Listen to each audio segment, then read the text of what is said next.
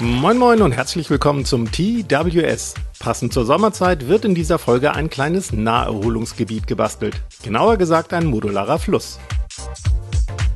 Um einen modularen Fluss zu bauen, wird neben den üblichen Bastelmaterialien Folgendes benötigt: 3 mm dicke MDF-Brettchen, Frischhaltefolie, lufttrocknende Modelliermasse, Milliput und Epoxidharz. Die 3 mm dicken MDF-Bretter habe ich mir direkt im Baumarkt für knapp 1 Euro zurechtsägen lassen. Und zwar 2 Brettchen von 11 x 30 cm und 2 Brettchen von 17 x 30 cm. So kann ich dann einige Biegungen einbauen und den Fluss nachher über 1,20 Meter Breite laufen lassen. Als erstes schnappe ich mir die schmalen Brettchen und übertrage deren Breite auf die 2 großen Bretter, um dann leichte Biegungen einzuzeichnen.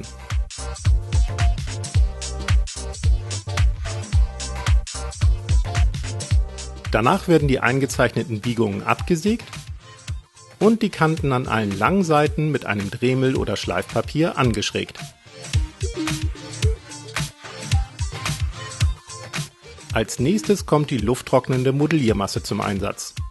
Damit die aber ihre Feuchtigkeit nicht ins MDF abgeben kann und sich dadurch die Bretter verziehen, werden die Brettchen straff mit Frischhaltefolie umwickelt.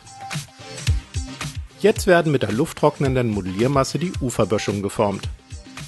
Ich modelliere sie etwa 1 cm hoch und lasse die inneren Seiten etwas flacher als außen auslaufen.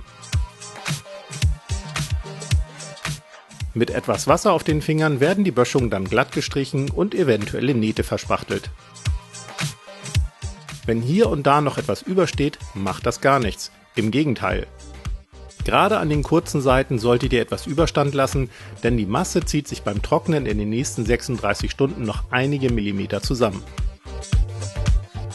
Und nicht nur das, sie kann sogar brechen.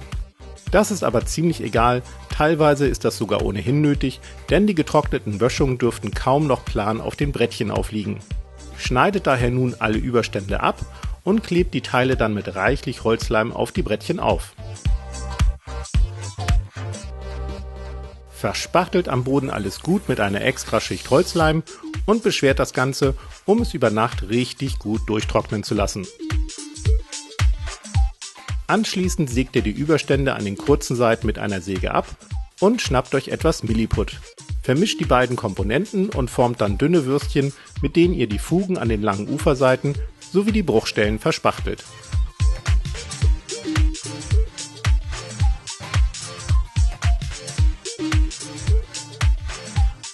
An den kurzen Seiten werden die Uferkanten ebenfalls damit in Form gebracht, damit das Epoxidharz gleich nicht herauslaufen kann und die Elemente später optimal zusammenpassen. Und diese Passgenauigkeit ist auch der Grund, weswegen das alles so umständlich mit lufttrocknender Modelliermasse und Milliput geformt wurde. Die jetzt entstandenen Uferböschungen sind nämlich steinhart und halten das Flussbett auch dann noch gerade, wenn gleich Leim und Sand hinzukommen. Natürlich hätte man die Böschungen auch schnell aus Hartschaum zurechtschneiden können, aber dann wäre die Gefahr unheimlich groß, dass sich durch den Leim gleich die Flussteile wölben. Denn jetzt kommt ordentlich Leim auf die Elemente, um dann kleine Steinchen und groben Sand in die Mitte des Flussbettes zu kippen. Es folgt dann etwas grober Sand im Rest des Flussbettes und außen dann normaler bzw. eher feiner Sand. Ist dann alles mindestens 24 Stunden gut durchgetrocknet, kratzt die kurzen Seiten von eventuell festgeklebten Sandkörnern sauber. Mischt euch dann ein mittleres Erdbraun an. Ich verwende hierzu einen dunklen Erdton und ein helles Sandbraun. Damit werden nun die Flussteile grundiert, um ins nasse Flussbett etwas von dem dunklen Erdbraun aus der Grundierung hineinzumalen. Ebenso ein dunkles Grün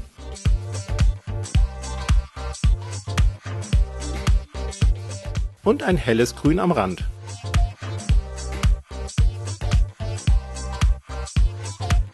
Durch dieses nasse Nassmalen entstehen direkt weiche Farbübergänge und ein organischer Farbverlauf. Abschließend werden dann noch die Steine mit einem dunklen Grau bemalt. Ist wiederum alles richtig gut durchgetrocknet, werden die Steine mit einem hellen Grau trocken gebürstet. Um danach die gesamten Flusselemente mit dem hellen Sandton aus der Grundierung trocken zu bürsten.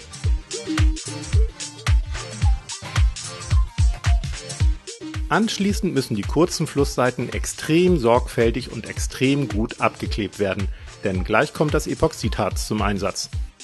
Dieses Zeug sucht sich gnadenlos seinen Weg, daher seid wirklich sorgfältig und stellt die Flussteile dann am besten auf eine waagerechte Unterlage. Und stützt die Seiten ab, damit das Harz dort senkrecht aushärten kann. Mischt das Harz dann gemäß der Anleitung im Verhältnis 2:1 an und gießt es vorsichtig ins Flussbett.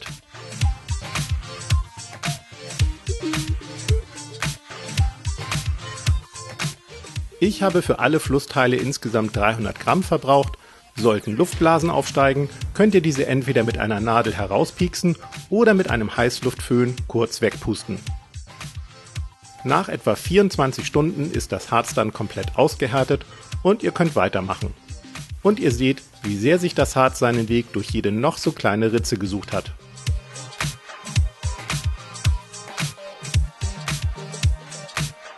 Es folgt die Begrünung des Ufers,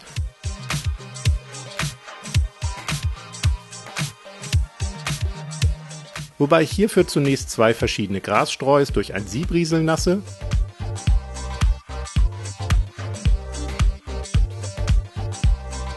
um dann nach dem Trocknen noch einige Grasbüschel und etwas Flock zu ergänzen.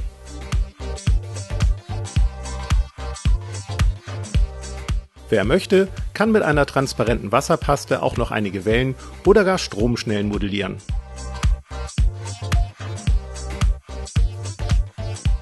Danach wäre der modulare Fluss dann aber auch schon spielbereit.